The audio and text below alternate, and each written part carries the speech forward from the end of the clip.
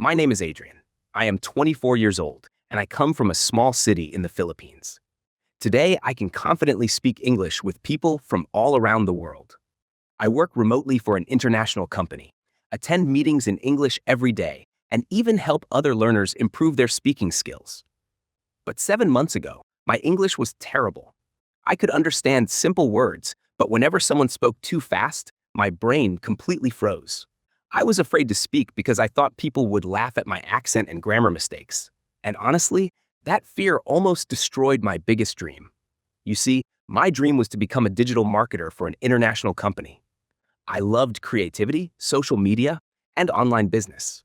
I spent years learning marketing skills from YouTube and free courses. Finally, one day, I got an email from a company in Canada. Congratulations, Adrian. We would like to invite you for an online interview. I was so excited that I couldn't sleep that night. I imagined my future changing forever. A better salary, helping my family, a new life. But then the interview day arrived. The interviewer smiled and said, "Hi, Adrian. Nice to meet you. Can you tell us about your experience in digital marketing?" I understood the question. I knew exactly what I wanted to say, but my mouth refused to cooperate. I started speaking nervously. Yes, I make social media and marketing, many projects, good results. The interviewer waited politely, but I could see the confusion on his face. Then came another question. Again, my mind went blank. At the end of the interview, they thanked me for my time, and deep inside I already knew the truth. I failed. Not because I lacked skills, not because I was lazy, but because I could not communicate in English. That night, I sat alone in my room staring at my laptop screen. I felt embarrassed and angry at myself. For years, I had avoided English because I thought, my technical skills are enough. But now I understood something important. English was not just a school subject. It was a bridge to opportunities. And I had been standing in front of that bridge for years without crossing it. That night, I made a promise to myself. No more excuses. I would learn English seriously, no matter how difficult it was. The next morning, I searched for online English courses, but they were expensive. Besides, I had already tried traditional classes before. They focused too much on grammar rules, vocabulary lists, and boring exercises. But when real conversations happened, I still froze. So instead of spending money again, I decided to create my own system. A system focused on speaking, listening, and confidence. And that decision changed my life completely. The first thing I realized was this. I didn't actually need thousands of words. I needed automatic sentences. So for the first 2 weeks, I practiced only simple daily English. Every morning, I repeated sentences like, "Good morning.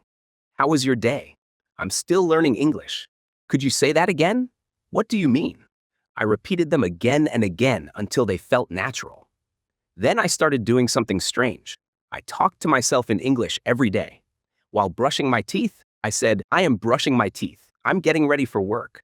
While cooking, I said, "I'm cutting vegetables. The food smells good." At first, it felt awkward, but slowly, English stopped feeling foreign. It started becoming part of my daily life. After that, I discovered shadowing. This became my secret weapon. Every day, I watched short English videos and copied the speaker exactly. Same pronunciation, same emotion, same rhythm. If the speaker said, "I can't believe this is happening," I repeated it immediately, again and again. At first, my pronunciation sounded terrible, but after several weeks, my accent improved naturally. One day, something surprising happened. I was watching a movie without subtitles, and for the first time, I understood entire sentences without translating in my head. That moment gave me hope. I realized my brain was finally adapting to English. But the biggest transformation came from one habit: daily speaking practice. I made one strict rule for myself.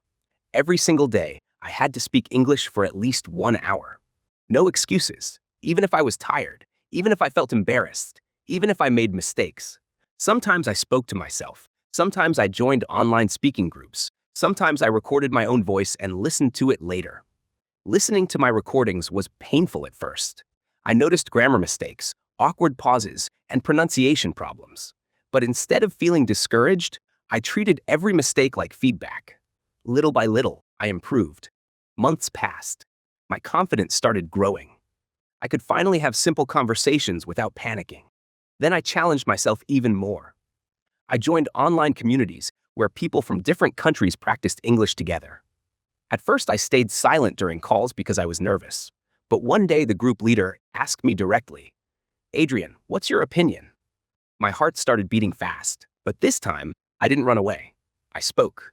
Slowly, imperfectly, but confidently. And something amazing happened. Nobody laughed. Nobody judged me. People listened. Some even complimented my ideas. That experience completely changed my mindset. I realized fluency is not about perfection. It's about communication. From that moment, my progress became much faster. I started reading English articles every day. I watched interviews, podcasts, and documentaries. I learned phrases instead of isolated vocabulary words. Instead of memorizing the word excited, I learned full sentences like, I'm really excited about this opportunity. This made my English sound more natural. Then came the biggest moment of my journey. 6 months after my failed interview, I applied for another international job. This time, the interview was with a company in Singapore. Before entering the Zoom meeting, I took a deep breath and reminded myself, you are not the same person anymore. The interview started.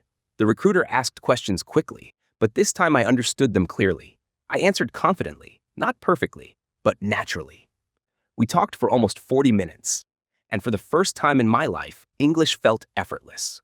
A week later, I received the email. Congratulations, Adrian. We are happy to offer you the position. I stared at the screen in shock. Then I smiled so hard my cheeks hurt. I had done it. The same person who once couldn't introduce himself properly in English had now landed an international job. When I told my parents, my mother cried with happiness. My father smiled proudly and said, you never gave up. That's why you succeeded. With my first salary, I bought my mother a new refrigerator because ours had been broken for years. For my father, I bought a comfortable chair because he always complained about back pain after work. It wasn't just about money anymore. It was proof that all the struggle had been worth it. And now I want to tell you the biggest lessons I learned during my journey. First, consistency beats motivation. You will not feel motivated every day. Some days you will feel tired and frustrated. But if you continue practicing even on difficult days, you will improve. Second, speaking is more important than perfection. Most learners spend years studying grammar but never actually speak. Don't wait until your English is perfect. Start speaking now. Third, surround yourself with English daily. Change your phone language, watch English videos, listen to podcasts, read simple articles, make English part of your lifestyle. Fourth, stop being afraid of mistakes. Mistakes are not proof that you are bad at English. They are proof that you are learning. And finally, believe in yourself. Because learning English is not only about language, it's about becoming a more confident version of yourself. If someone like me could go from fear and failure to confidence and success, then you can too. Your current level does not decide your future. What matters is your decision to keep going. So start today. Speak more, listen more, practice every day, and one day you will look back and realize that the person who once struggled with English no longer exists.